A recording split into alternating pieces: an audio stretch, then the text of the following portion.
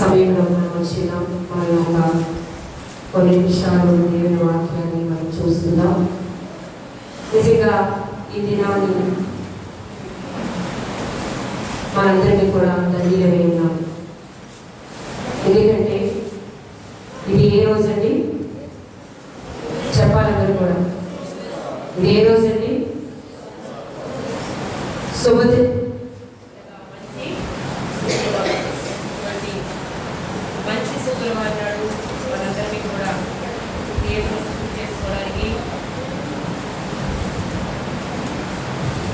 దేవుని గుర్తు చేసుకోవడానికి దేవుడు మనకి ఇచ్చిన మంచి సమయం అండి. నిజంగా ఎంతమంది అయితే ఈరోజు ఆయన సన్నిధిలోకి వచ్చి కన్నీరు కాలుస్తున్నారో వారందరూ ధన్యులు. హల్లెలూయా, హల్లెలూయా.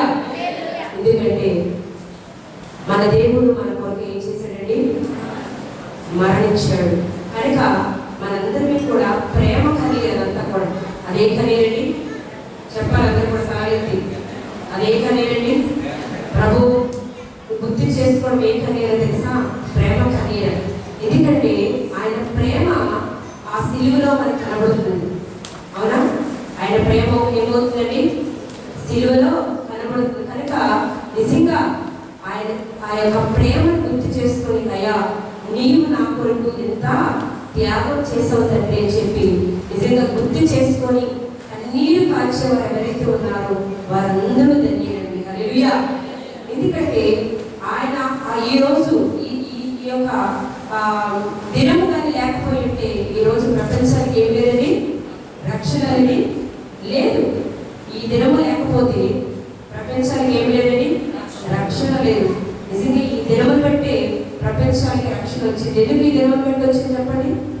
ఈ దినములు బట్టి ఎందుకు వచ్చిందండి? ఈ దినం ఏం జరిగింది? యేసు ప్రభు వారు మరణించారు. ఈరోజు తన యొక్క శరీరం అంతా కూడా నలగొట్టబడ్డది మన కొరకు. ఆయన శరీరం అంతా ఏమైందండి? నలగొట్టబడ్డది మన కొరకు. తన శరీరంలో ఉన్న రక్తం అంతా కూడా ఏమైందండి? దారపోస్తాడు. అటువంటి మంచి దినం ఈ దినము ఏంటి? నిజంగా ఇలాంటి ధన్యతను చాలా మంది పొందుకోలేక పనుల భారంతోనూ, నిజంగా అటువంటి వారిని దేవుడు ఎలా ప్రేమిస్తాడండి? ప్రేమిస్తాడు. అయినా దేవుడు ప్రేమ ఎవరికి చెప్పలేదు. అది ప్రేమ ఎప్పుడు ఉంటుంది. కానీ నిజంగా ఎలాంటి పరిస్థితుల్లోనైనా ఈ దినము దేవుడి సన్నిధిలో ఉండడం అనేది అది ఎంత ధన్యత, అదృష్టం అనేది అది పొందుకున్న వారికి తెలుస్తుంది. వారు ఆ ప్రేమ అనేది కూడా కాబట్టి నిజంగా మీరందరూ ధన్యులు. హల్లెలూయా. కాబట్టి కొన్ని మాటలు నేను ధ్యానం చేస్తాను. ప్రియమైన వారలారా, యోహాను సువార్త 12వ అధ్యాయము 44వ వచనం నుంచి మనం చదువుతాము.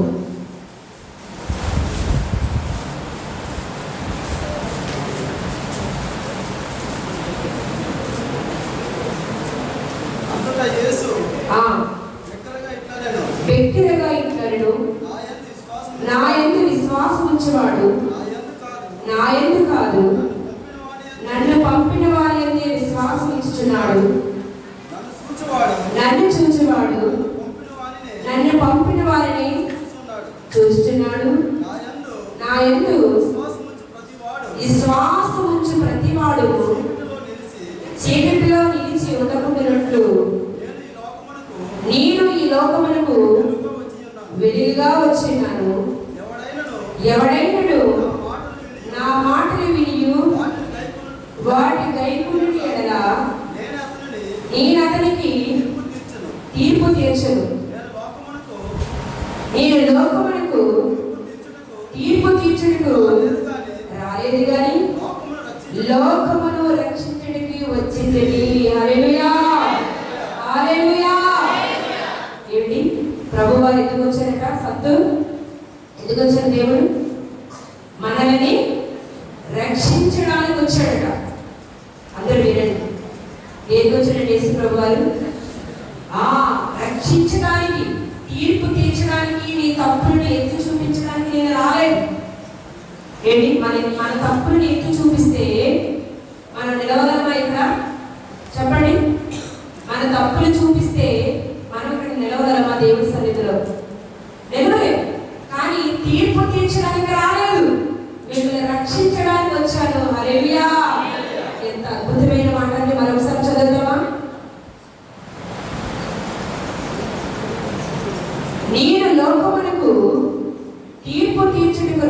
కానీ లోకమును రక్షించుటకు వచ్చి తిని. హల్లెలూయా.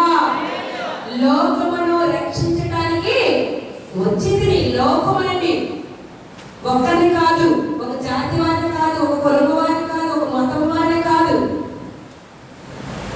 ఎవరిని రక్షించడానికి వచ్చాడట? లోకమును రక్షించడానికి వచ్చాడటండి. ఎంత అద్భుతమైన మాట అండి. ఏమిటి, చాలా మనుషులు అనుకుంటారు వాళ్ళ జాతికి ఈ జాతికి చెందినవాడు యేసు ప్రభు అని అనుకుంటున్నారు. కానీ యేసు ప్రభు సెలవిచ్చిన మాట ఏంటంటే, ఈ లోకములకు ఎక్కడికైనా సమయాలు లోకములు. ఎంత అద్భుతమైన మాట అండి. లోకాన్ని రక్షించడానికి వచ్చాడు.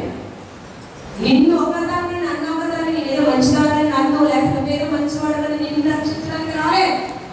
లోకం అంతటినీ రక్షించడానికి కదా దేవుడు వచ్చాడంటే. ఎంత అద్భుతంగా మాట్లాడుచున్నాడు. లోకాన్ని రక్షించడానికి లోకానికి వచ్చాడు. తర్వాత కింద మాట, నన్ను నిరాకరించి నా మాటలు అంగీకరింపని వారికి తీర్పు తీర్చేవాడు ఒకడు గలడు.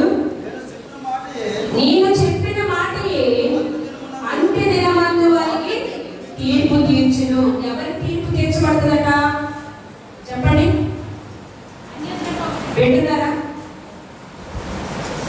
దేవుడు అంటున్నాడు, మీకు తీర్పు తీర్చడానికి నేను రాలేదు, మిమ్మల్ని ఏం చేయడానికి వచ్చాను? రక్షించడానికి వచ్చాను అన్నాడు. ఇక్కడ మీకు తీర్పు తీర్చింది అన్నాడు. ఎవరు తీర్పు తీరుస్తాడట? నిరాకరించిన వారికి. ఎవరికంటే దేవుని ఎవరైతే నిరాకరిస్తారో, ఆయన ఎవరైతే నిరాకరిస్తున్నారో, ఆయన దేవుడు కాడని కానీ లేకపోతే దేవుని ఏ రీతిగా ఎవరైతే నిరాకరిస్తున్నారో, ఒక దినము అంత్య దినము ఏమవుతుందట? తీర్పు తీర్చబడుతుంది. పిల్లల వల్ల ఈ మాటలు నేను ఎందుకు చెప్తున్నాను మీరు అనుకోవచ్చు, కానీ మనం కొన్ని విషయాలు తెలుసుకున్న తర్వాత అప్పుడు దేవుడి మాటలోకి వెళ్తాం. కాబట్టి దేవుడు ఎందుకు మనందరి కొరకు వచ్చాడంటే, మనందరినీ ఏం చేయడానికి వచ్చాడంటే? రక్షించడానికి వచ్చాడు, కానీ తీర్పు తీర్చడానికి రాలేదని చెప్తూ ఉన్నాడు. ఇలా చెప్తూ ఆ కింద మాట చదవండి, 50 వచ్చింది.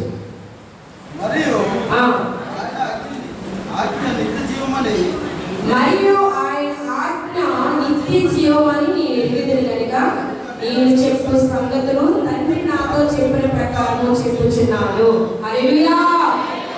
దేవుడు మాట్లాడేట నిత్య జీవము. ఏ జీవమా? పరమా నిత్య జీవము. ఈ దేవుని మాటలన్నీ కూడా నేను ఎక్కడికి తీసుకెళ్తుంది? నిత్య జీవానికి తీసుకెళ్తుంది. అంటే పరలోకానికి తీసుకెళ్తుంది. దేవుడి మాటలు ఎక్కడ తీసుకెళ్తుందని? పరలోకానికి తీసుకువెళ్ళడానికి ఈ గ్రంథంలో అనేకమైన మాటలు రాయబడ్డాయి. నువ్వు నరకానికి వెళ్ళడానికి కాదు, కానీ నువ్వు ఎక్కడికి వెళ్ళాలంటే నిత్య జీవానికి వెళ్ళడానికి, పరలోకానికి వెళ్ళడానికి దేవుడి మాటలు రాసి ఇచ్చారు. తర్వాత మనం చూస్తే ఆ యొక్క 13వ అధ్యాయంలో దేవుడు ఒక మాట చెప్తున్నాడు. ఏం చెప్తున్నాడో చూడండి. 13వ అధ్యాయం చదువు. మీరు చదవండి, నేను చదువుతాను. చదువు. 13వ అధ్యాయం. తాను ఈ లోకము నుండి తండ్రి యొద్దకు వెళ్ళవలసిన గడియ వచ్చెను. హల్లెలూయా. చూడండి, యేసు ప్రభు వారు ఏమంటున్నారంటే, ఇంకా నా సమయము అయిపోయింది, నా సమయము తండ్రి యొద్దకు వెళ్ళవలసిన సమయం వచ్చింది. చూడండి, యేసు ప్రభు వారికి ముందుగానే సమస్తము ఎరిగినవాడు. హల్లెలూయా. మీకు ఒక విషయం చెప్తాను, దేవుడికి తెలియకుండా భూమి మీద ఏమీ జరగదు. చెప్పండి, ఏంటండి? తండ్రికి ఏమి తెలియకుండా ఏమీ జరగలేదు. మీకు కింద వారము చెప్పారు కదా, యేసు ప్రభు ఈ లోకానికి వస్తాడని, ఏంటి సర్వ మానవాల యొక్క పాపాన్ని ప్రాయశ్చిత్తం చేస్తాడని కింది వారు ఆదివారం నాడు పాస్టర్ గారు మీకు అనేక విధాలుగా పాత నిబంధనలో జరిగింది, కొత్త నిబంధనలో ఎలా నెరవేరింది అన్ని కూడా చూపించారు. అంటే యేసు ప్రభు వారికి అన్ని ముందుగానే తెలుసు.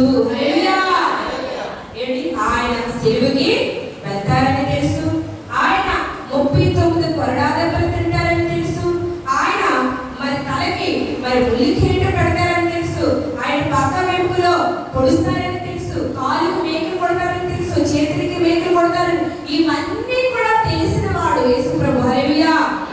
దేవుడికి అన్ని తెలిసిన వాడే, తెలియని వాడు దేవుడు. యేసు ప్రభు ముందుగానే తన గురించి తను వివరించుకున్నాడు అంతా కూడా. చాలా జనం ఏమనుకుంటారంటే, నేను అవన్నీ మనకు అనవసరం, కానీ చాలా మంది తెలియని వాళ్ళు ఏమనుకుంటారంటే ఆయన రక్షించుకోలేకపోయాడు, ఆయన దేవుడు అని అనుకుంటారు. ప్రియమైన వాళ్ళారా, వారికి అర్థమవ్వకపోయినా పర్వాలేదు, కానీ మీకు అర్థమైతే చాలా. హల్లెలూయా. ఏంటి, యేసు ప్రభు తాను రక్షించుకోవాలనుకుంటే రక్షించుకోవచ్చు. దానికి సమస్తము తెలుసు, ఏం జరుగుతుందో తెలుసు. కానీ ఎందుకు వచ్చాడో ఈ లోకానికి తెలుసు. కానీ ఎందుకు వచ్చాడో ఈ లోకానికి తనకి తెలుసు. కాబట్టి ఆయన రక్షించుకోవాలనుకుంటే ఆయన రక్షించుకోవచ్చు. అని ఆయన ఎందుకు వచ్చాడండి? మానవులందరినీ పాపము నుంచి విమోచించడానికి వచ్చాడు. హల్లెలూయా. ఆయన ఎందుకు వచ్చాడండి? పాపము నుంచి విమోచించడానికి వచ్చాడు. కనుక ఆయన జీవించిన కాలంలో ఆయన ఏమంటున్నాడంటే, ఆయన సువార్త అంతా ప్రకటించేసిన తర్వాత ఆయన అంటున్నాడు, నా సమయము తండ్రి వద్దకు వెళ్ళే సమయం నాకు వచ్చి ఉన్నది. అబ్బా, ఎంత అద్భుతమైన మాట అండి. అంటే నిజంగా ముందే శిష్యులతో చెప్తున్నాడు, అయ్యా శిష్యులారా, ఇదిగో నా సమయము ఏమైంది. చూడండి ఆ మాట ఎందుకు చూస్తారు, నా సమయము చూసారు. దేవుడికి ముందుగానే మన యొక్క ఆయన సమయం ఏంటో ఆయన ముందుగానే తెలిసిపోయింది. అందుకని శిష్యులతో ఏమంటున్నాడంటే, నా సమయము ఏమైంది, వచ్చేసింది, నా సమయం వచ్చేసింది, ఇంకా నేను సిద్ధపడాలి, ఇంకా మీకు కూడా సిద్ధపరుస్తున్నాను అని చాలా విషయాలు చెప్తూ ఉంటాడు ఆయనకి. అలా చెప్తూ ఆయన ఒక మంచి ప్రేమను చూపించాడండి. అందరికీ కూడా 12వ వచనం చదవండి. వారి పాదములు కడిగి తమ పై వస్త్రములు వేసుకున్న తర్వాత ఆయన మనలో కూర్చుండి, నేను మీకు చేసిన పనిని మీకు తెలిసినదా, బోధకుడిని ప్రభుని మీరు నన్ను పిలుచుతున్నారు. నేను బోధకుడును ప్రభువును కనుక మీరు ఇంట్లో పిలుచడం న్యాయమే. కాబట్టి ప్రభువును బోధకుడైన నేను మీ పాదములను కడిగిన ఎడల మీరులో ఒకరి పాదమును ఒకరు కడగవలసినదే. మీకు మాదిరిగా నేను మీకు చేసిన ప్రకారం మీరు చేయవాలని మీకు మాదిరి ఇలా చేస్తే. చెప్పండి.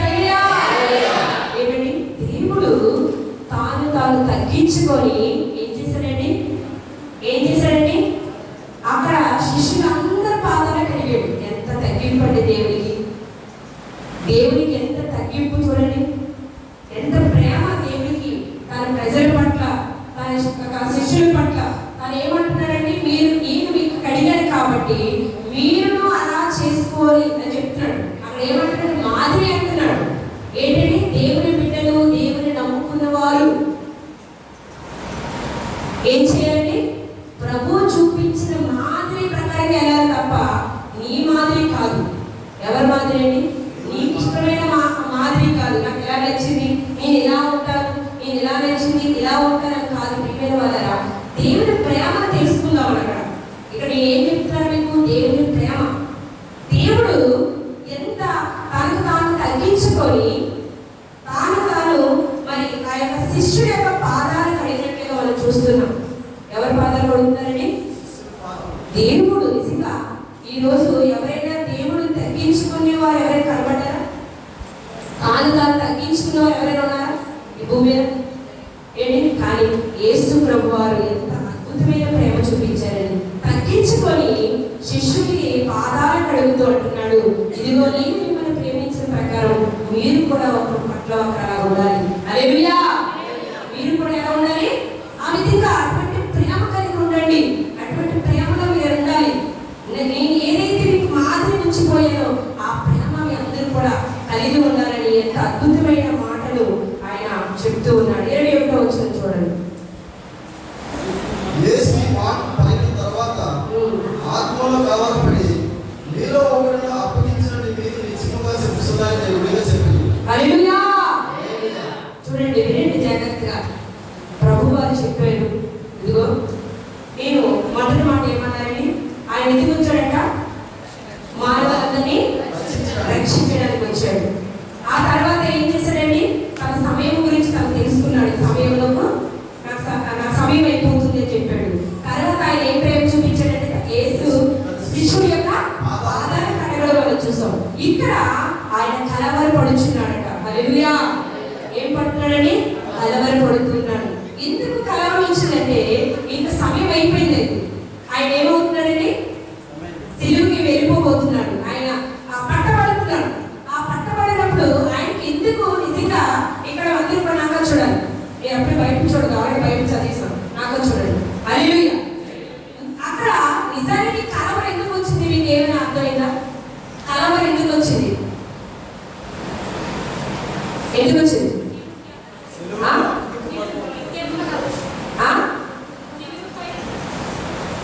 నిజానికి కలవరం అందుకు కాదండి. ఎందుకు నా చదవండి.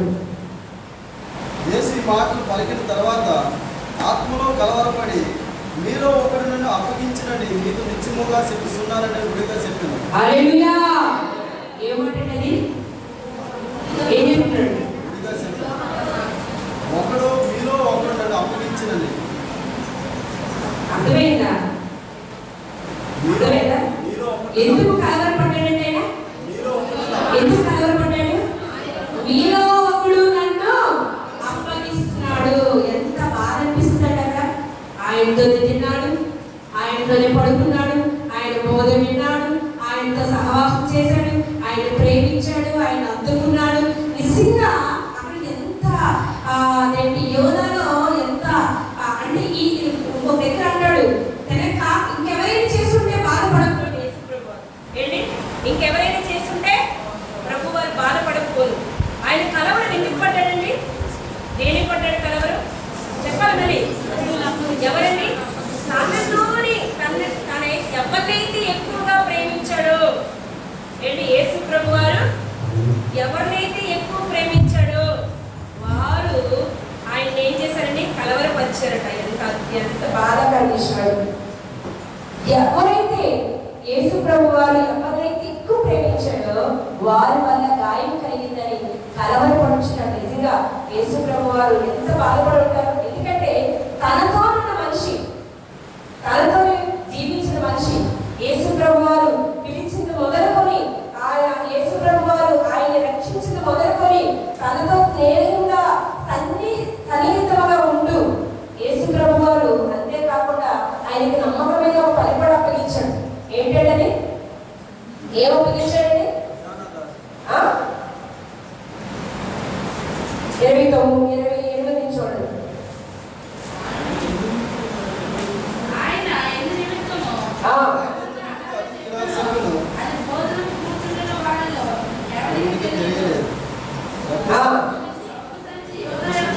డబ్బు సంచి యోధా వద్ద ఉండేను.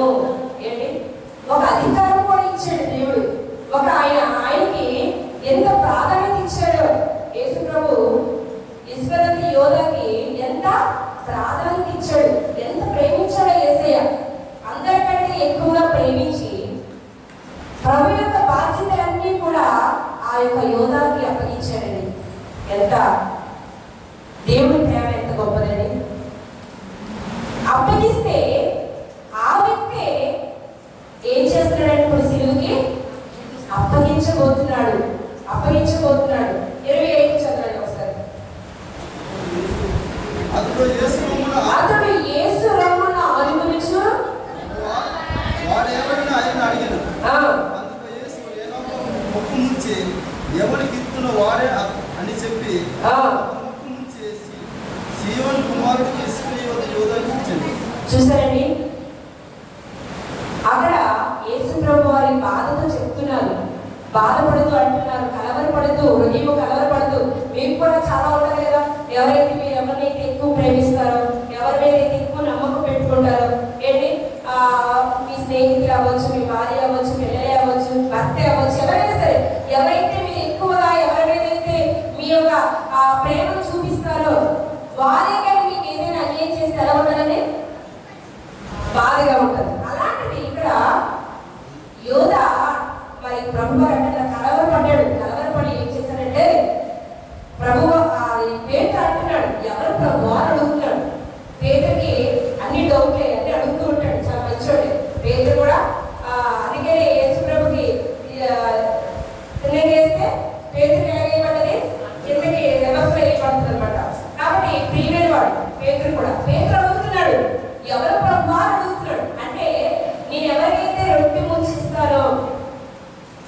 ఆ వ్యక్తి అని చెప్పాడు. అది పట్టుకెళ్ళి ఎవరికి ఇస్తాడు? యోధాకి ఇస్తాడు. అప్పుడు యోధాలో భయం వచ్చిందా? భయం రాలేదు. చూడండి ఎంత వాళ్ళలో ఇంకా అపవాదం చొరబడిపోయింది. ఏమైపోయింది? చొరబడిపోయింది. ఇంకా అయ్యో నేనే ప్రభా, నేను చేశాను అని ఒప్పుకోలేదు, లేకపోతే లోబడలేదు. అయ్యో నిజంగా నేను సిలువకు అప్పగించాలనుకున్నాను, నిన్ను బాధపెట్టాలనుకున్నాను, అయ్యో నేను దుఃఖపరచాలనుకున్నానని ఎట్టి మాత్రం కూడా యోధ పశ్చాత్తాపం పడలేదండి. ఏం పడలేదండి? పశ్చాత్తాపం రాలేదు. నిజంగా దేవుడు ఎంత బాధపడుతున్నాడండి. పశ్చాత్తాపం పడకపోతే నిజంగా అందుకనే యోధ జీవితం ఏమైపోయింది? లాస్ట్గానే మరణమైపోయింది. యోధ జీవితం ఏమైపోయిందండి? మరణమైపోయింది. చివరికి ఏమైపోయిందండి? మరణమైపోయాడు. తర్వాత 34వ వచనం చూడండి.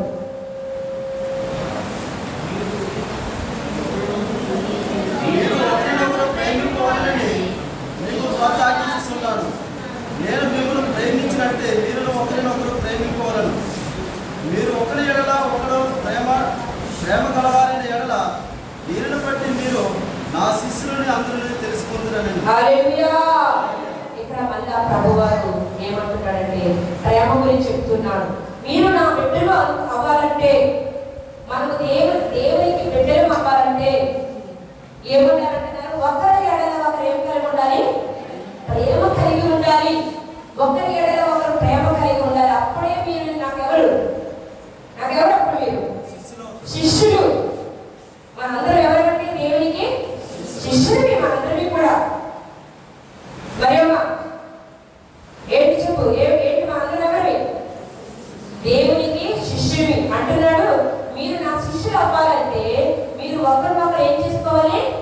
ప్రేమించుకోవాలి. నిజంగా దేవుని మాటలు ఎంత ఆశ్చర్యమైనవి. దేవుని మాటలు ఏంటంటే ఆశ్చర్యము. ఒకరినొకరు ఏం చేసుకోవాలి?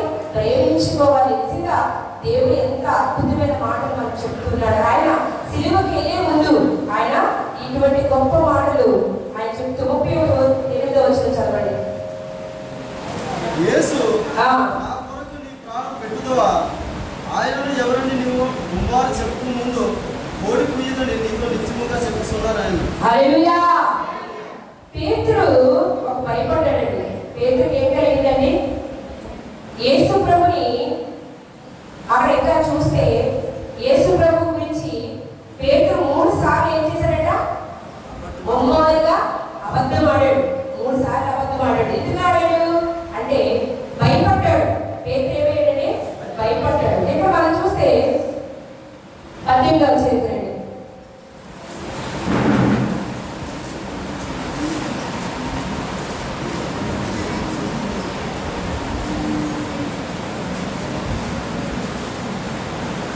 చదవండి 18వ చరిత్ర.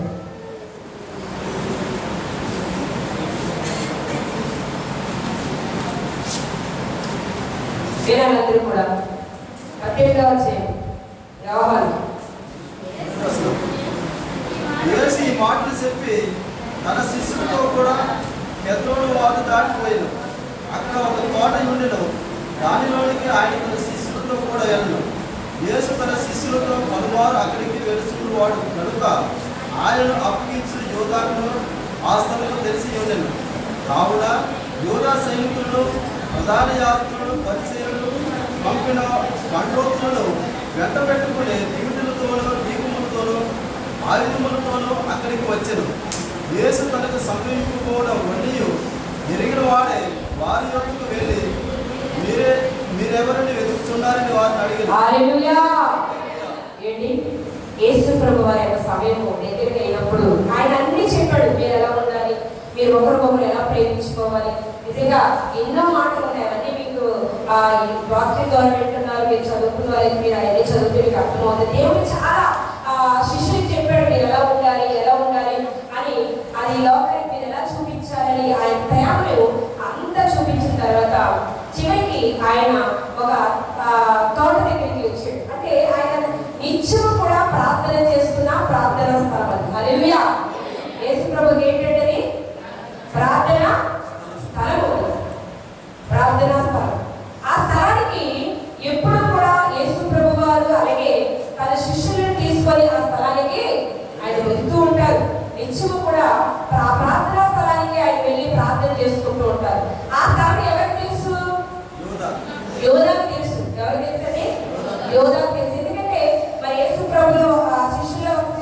కాబట్టి యోధాకు తెలుసు. యోధా కూడా మరి యేసు ప్రభుని పట్టించడానికి ఎక్కడ ఉంటాడు యేసు ప్రభు అని మరి ఆ యొక్క అధికారి అడిగినప్పుడు, ఆ యొక్క శత్రువులు అడిగినప్పుడు చెప్తున్నాడు, నాకు తెలుసు ఆ దారి అని చెప్పి ఆ దారికి ఆ యొక్క పంట రోజులు అందరినీ కూడా తీసుకొని వెంట పెట్టుకొని దింపీలను పట్టుకొని ఆ స్థలానికి ఏం చేశారండి? యేసు ప్రభుని పట్టుకోవడానికి వెళ్ళారు. ఏం చేశారండి? యేసు ప్రభుని పట్టుకోవడానికి వెళ్ళారు. ఆయనకు ముందుగా తెలుసు కదా ఇవంతా కూడా జరుగుతుందంతా కూడా ఆయనకు ముందే ప్రభు అని తెలుసు. ఆ యొక్క ప్రకారం ఇదంతా కూడా ఏమవుతుంది? జరుగుతూ ఉంది. కనుక మీకు అక్కడ ఒక విషయం చూస్తే ఆశ్చర్యం అనిపిస్తుంది. ఏమనిపిస్తుంది? ఆశ్చర్యం. ఎందుకు తెలుసా? ఇప్పుడు ఎవరైనా శత్రువు నేను పట్టుకోవడానికి వచ్చాడనుకో, నేను పట్టడానికి వచ్చాడనుకో, ఇప్పుడు చూడండి రాజకీయ పార్టీలు కానీ కొన్ని ఏమైనా ప్రాబ్లమ్స్ వచ్చేటప్పుడు ఒకరిని కొట్టుకొని చెప్పుకుంటుంటారు. ముందుగా తెలిసిందనుకో, నేను ఎవరైనా చెప్పడానికి వస్తున్నారో తెలిసిందనుకో, ఏం చేస్తాం? ఏం చేస్తారు? దాక్కుంటాం. అవునా? ఎక్కడైనా దాక్కొని జాగ్రత్త పడతావు. ఎందుకంటే నీకు ముందుగానే ఇంటిమేషన్ తెలిసింది కాబట్టి నువ్వు జాగ్రత్త పడతావు. ఎక్కడైనా దాక్కోవాలి, ఏమో మరి నన్ను చెప్పేస్తానని ఇదిగో ఒక ఇది వచ్చిందని చెప్పేసి అంటూ ఉంటాం. అయితే ప్రియమైన వాళ్ళరా, ఇక్కడ ఎంత ఆశ్చర్యం అంటే దేవుడు అక్కడ ఏమంటున్నాడో చూడండి. మీరు ఎవరిని వెతుకుచున్నారని వారిని అడిగారు. వారు నజరేయుడైన యేసుని ఆయన పుత్రమీయగా యేసు ఆయనను నేనే అని వారితో చెప్పి గట్టిగా చెప్పండి. దేవుడు తాను తానే అప్పగించుకున్నాడు. ఏం చేశాడండి? ఆయన్ని ఎవరు వచ్చి బంధించేసి ఎవరు వచ్చేసి ఆయన ఏమి దొంగసాటుగా ఇచ్చేసి లేదు. ఏం చేశారండి? ఆయనే ఏం చేశాడు? మరి ఏం చేశాడు? ఆ పిల్లడి ఇక్కడ తీసుకురా, లేకపోతే బయటకు వెళ్ళి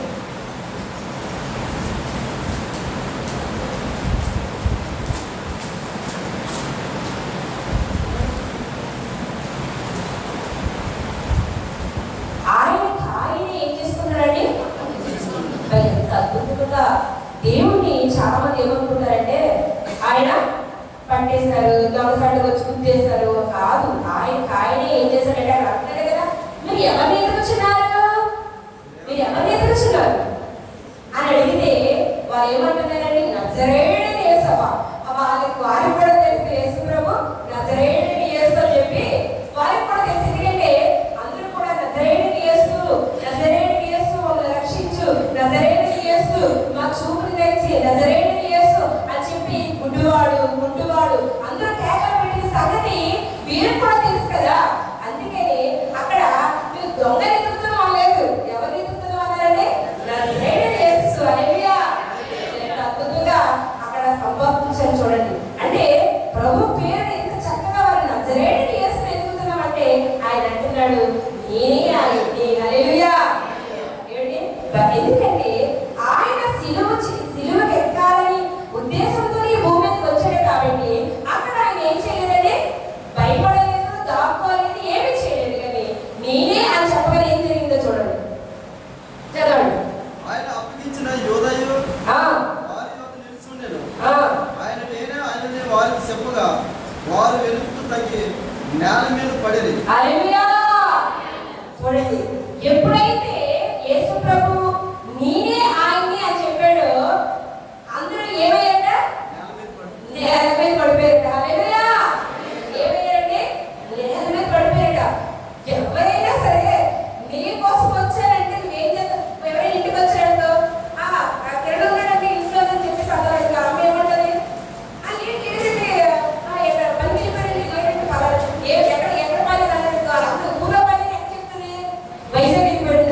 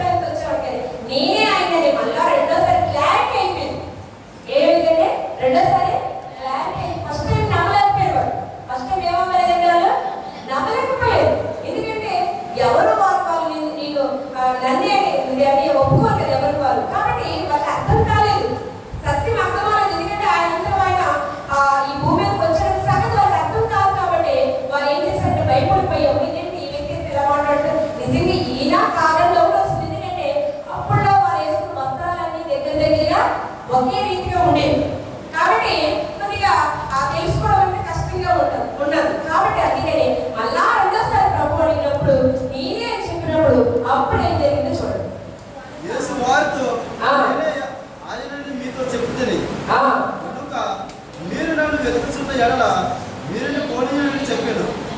నీవు నాకు అనుగ్రహించిన వారితో ఒకరినేను నేను పోగొట్టుకునలేదని ఆయన చెప్పిన మాట నెరవేరినట్టు ఇలాగ చెప్పాను. హల్లెలూయా. చూసారండి, అక్కడ దేవుడు తాను మన కొరకు శిలువ మరణం పొందాలని ఉద్దేశంతో భూమి మీదకి వచ్చాడు కాబట్టి తనకు తానే అప్పగించుకున్నాడు దేవుడికి. దేవుడు తనకు తాను ఏం చేశాడండి? శిలువకి తనకు తానే అప్పగించుకున్నాడు. ఎవరు ఆయన్ని బలవంతం చేయలేదు, ఎవరు కూడా ఆయనకి కావాలని శిలువ వేయలేదు, కానీ ఆయన ఏం చేశాడండి? అప్పగించుకున్నాడు. తనకి తానే అప్పగించుకొని సరే ఎందుకు అప్పగించుకున్నాడండి? మొదటి మనం చదివేది ఫస్ట్ ఏంటండి? లోకమును రక్షించుటకు. హల్లెలూయా. లోకమును రక్షించుటకు. ఎందుకంటే ప్రజలందరూ కూడా పాపంలో శాపంలో ఉన్నారు కనుక వారంతా ఎవరు కూడా వారి పాపాలను తీసుకోలేరు. కాబట్టి పాపం లేని దేవుడు ఈ లోకానికి వచ్చి తన రక్తాన్ని చిందించాడు. హల్లెలూయా. కనుక దేవుడు ఇంత అద్భుతంగా అక్కడ మనం చూస్తూ ఉన్నాం. తర్వాత చూస్తే 32వ వచనం. యూదులు ఎవరికి మరణ శిక్ష విధించుటకు మాకు అధికారం లేదని అతనితో చెప్పిరి. అందువలన యేసు తాను ఎట్టి మరణము పొందవలనో దానిని సూచించి చెప్పిన మాట నెరవేరను. హల్లెలూయా. ఏంటి అసలు నిజానికి అక్కడ ఏం చెప్పబడుతుందంటే అసలు ఆయనకు మరణ శిక్ష లేదు, మరణ శిక్ష లేదు. వినాలందరూ కూడా ఆయనకి ఏం లేదు, మరణ శిక్ష లేదు. ఎందుకంటే ఆయన చేసిన పెద్ద ఘోరం కాదు, పాపం కాదు, ఏమీ కాదు. అది కానీ ఆయన అంటున్నాడు, ఏమంటున్నారు అంటే అందుకు యేసు తాను ఎట్టి పైన యూదుడు ఎవరికి మరణ శిక్షణ విధించడం మాకు అధికారం లేదని అతనితో చెప్పింది. అందువల్ల యేసు తాను ఎట్టి మరణం పొందబోవునో దాన్ని సూచించి చెప్పిన మాట నెరవేరును. హల్లెలూయా. ఎవరికి మరణ శిక్ష ఇచ్చారని వారు ఆలోచించుకుంటున్నారు. ఇది నిజంగా ఈయన ఏం చేశాడని మనం మరణ శిక్ష ఇస్తాము అని అంటూ రెండవ చూస్తే 36వ వచనం చూడండి. యేసు నా రాజ్యము ఈ లోక సంబంధమైనది కాదు, నా రాజ్యము ఈ లోక సంబంధమైనది అయితే నేను యూదులకు అప్పగింపబడుతున్నట్లు నా సేవకులు పోరాడుతున్నారు కానీ నా రాజ్యము ఈ సంబంధమైనది కాదని. హల్లెలూయా. అక్కడ యేసు ప్రభువుని అడుగుతున్నారు, నువ్వు రాజువా అని అడుగుతున్నారు. అవును, నేను రాజునే చెప్తాను. అంటే ఆయన అంటాడు, నేను ఈ లోక సంబంధమైన వ్యక్తిని కాదు. ఏ సంబంధాన్ని? పరలోక సంబంధమైన వ్యక్తిని అని చెప్తూ 38వ వచనంలో ఉంటుంది చూడండి. మీరు అతని తెలుసుకుని పోయి 37 చూడండి. అందుకు పిలాతు నువ్వు రాజువా అని ఆయన అడుగుగా యేసు నువ్వు అన్నట్లే నేను రాజుని. హల్లెలూయా. ఏమన్నాడండి? ఆయన రాజులకి రాజు నిజంగా ఆయన ఈ లోకానికి రాజుగా ఉండాలనుకుంటే ఉండొచ్చు, కానీ ఆయన దేనికి వచ్చాడు అని ఆలోచన చేస్తే ఆయన మరణించడానికి మాత్రమే వచ్చాడు. హల్లెలూయా. ఆయన మరణం పొందడానికి ఈ లోకానికి వచ్చాడు. ఎందుకంటే సర్వ మానవాల యొక్క పాపాన్ని ఆయన మీద ఏం చేశాడండి? వేసుకున్నాడు. కాబట్టి అక్కడ మనం చూస్తే 39వ వచనం. అయినను పస్క పండుగలలో నేను అందరికీ మీకు విడుదల చేయవాడు కదా, నేను యూదుల రాజును విడుదల చేయడం నాకు మీకు ఇష్టమా అని వారిని అడిగారు. అయితే వారు విడుదల వద్దు, బరప్పని విడుదల చేయమని మరల కేక వేసిరి. ఈ బరప్ప బందిపోటు దొంగ. చూడండి, ఇక్కడ ఇంకోటి ఏం జరిగిందంటే యేసు ప్రభు వారికి బదులుగా ఇంకో వ్యక్తి కూడా ఉన్నాడు. ఎవరైనా? బరబ్బా. ఈ గురించి మీకు పాస్టర్ గారు ముందు వారం మీకు చెప్పారు. అయితే ఇక్కడ ఏం జరిగిందంటే 4వ వచనం చూడండి, 19:4 చూడండి. పిలాతు వచ్చి ఏ కోసం నాకు కనబడలేదని నీకు తెలిసినట్లు ఈయనను మీ యొక్క వెలుపలికి తీసుకుని పోతున్నారని వారితో అడిగి. చూసారండి, ప్రభువులో ఏది కూడా పాపము కనబడటం లేదు. ఆయన శిక్షించడానికి ఏం లేదు, సొంత పాపం ఏమీ లేదు. కానీ ఆయన ఏమన్నారు? ఇప్పుడు మరణం పొందాలి. ఆ అధికారాన్ని ఏమవుతుందంటే అధికారం ఏమవుతుంది? అధికారానికి పిచ్చిపడుతుంది. ఏంటో బాబు ఇంట్లో ఏ తప్పు కనిపించట్లేదు, ఏదిగా కనిపించట్లేదు, ఏది కనిపించట్లేదు. చివరిగా ఒక విషయం జరిగి ముగించుకుందాం. 9వ వచనం చూడండి. నీవు ఎక్కడి నుండి వచ్చిందని యేసుని అడిగాను. అయితే నేను యేసు అతనికి ఉత్తరం ఇయ్యలేదు. కనుక పిలాతు నాతో మాట్లాడవా, నిన్ను నిర్దోషించుటకు నాకు అధికారం కలదనియు, నిన్ను సిలువ వేయుటకు నాకు అధికారం కలదనియు నీవు ఎరుగువా అని ఆయనతో అనను. చాలండి. హల్లెలూయా. ఇక్కడ చివరిగా పిలాతు ఏమంటున్నాడంటే, అయ్యా నేను దండం పెడతాను, చెప్పండి అయ్యా, ఎందుకు మీరు ఎంత నిజాయితీ ఉన్న వ్యక్తి, నా చేతిలో అధికారం ఉంది, నా చేతిలో ఏముంది? నేను విడిపించడానికి నా చేతిలో అధికారం ఉంది, నేను శిక్షించగలను, శిక్షని తప్పించగలను, నాకు అధికారం ఉంది, నాకు నువ్వు చెప్పు, కరెక్ట్గా చెప్పు అని చెప్పండి. ఇక్కడ సమాధానం సమాధానం చెప్పలేదు ప్రభు అని. ఏ సమాధానం కూడా చెప్పలేదు. ఎందుకంటే ఆయన సమాధానం చెప్పాడు అనుకోండి, విడుదలైపోతాడు. విడుదలైపోతే మనందరికీ ఏమి లేదు, ప్రాయశ్చిత్తము లేదు. కాబట్టి అందుకనే అక్కడ ఏం చేశాడంటే ఆయన ఏమాత్రం కూడా ఏం చేయలేదండి, బదులు పలకకుండా మౌనంగా ఉండిపోయాడు. పిలాతు చాలా బాధపడిపోతున్నాడు. అయ్యో ఇంత మంచి నీతిమంతుడు లేక ఇంత మంచి వ్యక్తికి నేను ఎలాగని శిక్షను విధించగలను, ఎలాగని శిక్షను విధించగలనని చెప్పి పిలాతు బాధపడుతున్నాడు. అయ్యా చెప్పు, నా చేతిలో అధికారం ఉంది, చెప్పు చెప్పు అని చెప్పి అంటున్నాడు. కానీ ఎందుకు అంటే అక్కడ సిలువ వేయబడుట దేవుని చిత్తము, దేవుని చిత్తానుసారంగా భూమి మీదకి యేసు ప్రభు వారు వచ్చారండి. అంతేగాని ఊరికినే యేసు ప్రభు వారి భూమి మీదకి రాలేదు, దేవుని చిత్తానుసారంగా వచ్చాడు. అందుకనే ఈ రోజు ప్రపంచం అంతా కూడా యేసు ప్రభు ఏం చేస్తుందండి, నమ్ముతుంది. ప్రపంచం అంతా కూడా ఈ రోజు గుడ్ ఫ్రైడే రోజు ప్రతి ఒక్కరు కూడా గుడ్ ఫ్రైడే రోజు యేసు ప్రభుని గుర్తు చేసుకుంటారు. ఈ రోజు ప్రపంచంలో ఉన్న క్రైస్తవులందరూ కూడా కూడుకొని దేవుని జ్ఞాపకం చేసుకుంటారు. ఎందుకంటే అంత గొప్ప మహనీయుడు మన కొరకు తనకు తాను తగ్గించుకొని, ఏంటి నిజంగా తనకు తాను తగ్గించుకొని ఈ భూమి మీదకి వచ్చిన దేవుడు ఎవరైనా ఉన్నారు అంటే ఆయన ఎవరండి? ప్రభు ఒక్కరే. హల్లెలూయా. ఆయన ఒక్కరే ఈ లోకానికి తగ్గించుకొని వచ్చాడు. కాబట్టి ఈ రోజు మనందరినీ కూడా దేవుని సన్నిధిలో మనందరినీ కూడా రక్షింపబడి ఉన్నాము. హల్లెలూయా. అందుకనే రక్షింపబడిన వారికి ఇది ఏంటండి, గొప్ప ఆనందం. మనందరికి ఏంటంటే ఇదంతా ఆనందం. కాబట్టి దేవుడు ఈ మాటలు దీవించిన గాక. ఆమేన్. అందరూ కూడా కళ్ళు మూసుకొని ప్రార్థన చేద్దాం.